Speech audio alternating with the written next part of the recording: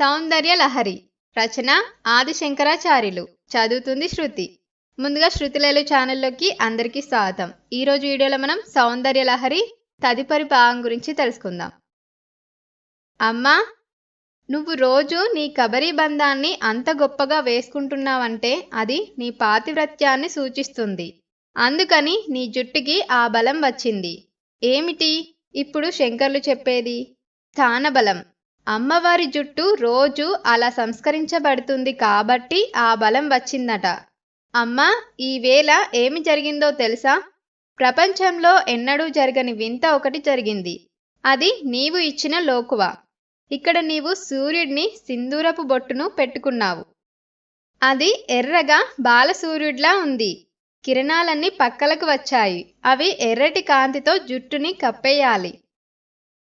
కాని విషాం బృందై చీకట్ల గుంపుల్లా ఉన్న నీ జుట్టు ఎర్రటి కిరణాలను తమ కిందే పెట్టేసుకున్నాయి. ఇప్పుడు ఎక్కడా అరుణకాంతి కనపడ్డం లేదు. రెండు పక్కల నీ జుట్టు ఒక్కటి మాత్రమే కనపడుతున్నది. చిత్రమేమిటంటే, అమ్మా, నువ్వు పాపట తీసుకుంటున్నప్పుడు పాపట తెల్లగా ఉంటుంది. దానిమీద నువ్వు బొట్టు పెట్టుకొని రాసుకుంటావు కదా, అప్పుడు ఈ పాపట అంతా ఎర్రగా అవుతుంది. ఆ ఎర్రగా ఉన్నది చిన్న సూర్యుడి యొక్క కిరణంలా ఉందన్నారు. సూర్యుడు ఎప్పుడూ ఒక కిరణంతో కనపడడు. సూర్యుడు రాగానే అన్ని వైపులకి కిరణాలు పడిపోతాయి. మరి ఈవేళ ఒక కిరణమే కనపడ్డమేమిటి? అంటే చీకట్లు అనుకున్నాయంట. సూర్యుడు వస్తే మీరు పారిపోతారు. మీరు సూర్యుడిని బంధించడమేమిటి అని ఎవరైనా అడుగుతారేమో. సాక్ష్యం చూపిద్దామని అది సూర్యుడు కాదు, అదేదో ఎర్రటి గింజ అంటారేమోనని మిగిలిన కిరణాలన్నింటినీ చీకట్లలోకి దాచాయి. అంటే మిగిలిన కిరణాలు జుట్టులోకి వెళ్ళిపోయాయి. జుట్టు మీద కిరణాలు ఉండి జుట్టును కనపడకుండా చేయడం కాదు. జుట్టు కనబడుతుంది, కిరణాలు కనపడడం లేదు. ఇది ప్రపంచంలో ఎంత ఆశ్చర్యమమ్మా! అలా ఎప్పుడైనా జరిగిందా? చీకట్లని సూర్యుడు తరిమేయడమే కాని సూర్యుడిని చీకట్లు ఆపేశాయా? కాని అది ఇవ్వాల జరిగిందమ్మా. అది ఎంత విచిత్రం! జుట్టుకున్న నల్లదనం అదమ్మా అన్నారు. అంటే ఏం చేశారు? సీమంతంలో అమ్మవారు పెట్టుకున్న సింధూర తిలకాన్ని సూర్యబింబంతో పోల్చి అందులో అమ్మవారు తన పాపట్లో పెట్టుకున్న ఎర్రటి కుంకుమను ఒకే ఒక కిరణంతో పోల్చి అమ్మవారి జుట్టును చీకట్లతో పోల్చి మిగిలిన కిరణాలను ఓడిపోయినట్లు చెప్పి ఆ ఒక్క కిరణాన్ని బందీకృతురాలిని చేసి సాక్ష్యంగా నిలబెట్టినట్టు చెప్పి ఇన్ని చెప్పడం జరిగింది. ఇన్ని చెప్తే మనకేమవుతుంది? అప్పుడు మీకు ఉత్కంఠ కలుగుతుంది. ఇలా జరిగిందా అని మీలో కుతూహలం రేకెత్తుతుంది. అప్పుడు మీరు చీకటి సూర్యుడిని ఎలా బంధిస్తుందని అడుగుతారు. అప్పుడు అమ్మవారి జుట్టును చీకట్లతో పోల్చి అమ్మవారి సింధూర బొట్టును సూర్యుడితో పోల్చి ఒకే ఒక కుంకుమ రేఖను ఆ కుంకుమ రాసుకున్న పాపటను సూర్యుని ఒక కిరణంతో పోల్చి ఈ చీకట్లు ఆ సూర్యుడిని బంధించినట్లు చెప్తే ఇప్పుడు మీకు అమ్మవారి పాపట దర్శనమవుతుంది. అమ్మవారి జుట్టు అంతా నల్లగా ఉన్నట్లు దర్శనమవుతుంది. మిగిలిన సుమంగళులు అందరూ పాపట ఎలా లక్ష్మీస్థానమో అలా అమ్మవారి పాపట కూడా అపారమైన లక్ష్మీస్థానం. అందుకని ఆ లక్ష్మీస్థానాన్ని మానసికంగా దర్శనం చేశారంటే మీకు ఉన్న దరిద్రమంతా పోతుంది. ఏమేం కోరికలు మీరు కోరుకుంటున్నారో ఆ కోరికలన్నీ తీరుతాయి. లక్ష్మీ కటాక్షం కలుగుతుంది.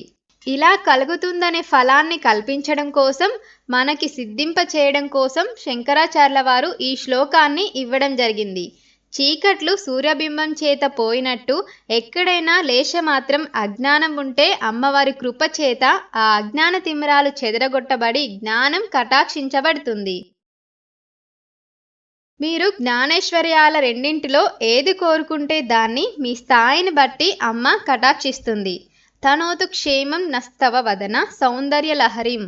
ఇది చెప్పడానికి అయ్యో వీళ్ళకి తెలియదు, అమ్మవారి దగ్గరకు వెళ్ళి ఇలా ఇయ్యమ్మ అని అడగడం కూడా వీళ్ళకి చేత కాదని శంకర్లు నహ్ అనే మాట వేసి మా వంటి ఐశ్వర్యం కటాక్షించబడుగాక, అటువంటి లక్ష్మీస్థానం దర్శనమగుగాక అన్నారు.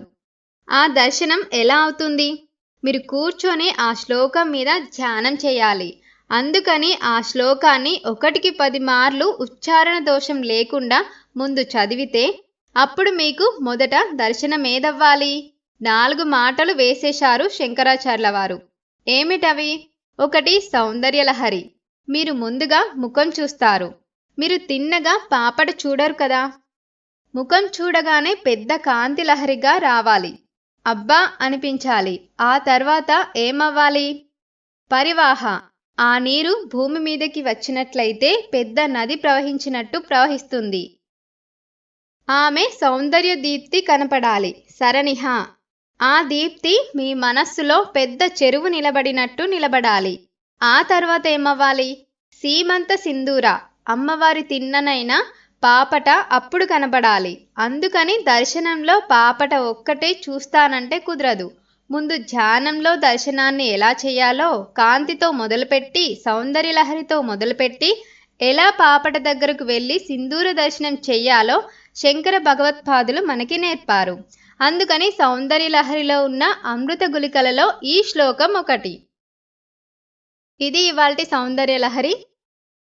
తదుపరి భాగంలో 48వ శ్లోకం గురించి నేర్చుకుందాం. వీడియో నచ్చితే తప్పకుండా వీడియోని లైక్ చేసి, షేర్ చేసి, కామెంట్ చేయండి. ధన్యవాదాలు. సర్వే జన సుఖినో భవంతు.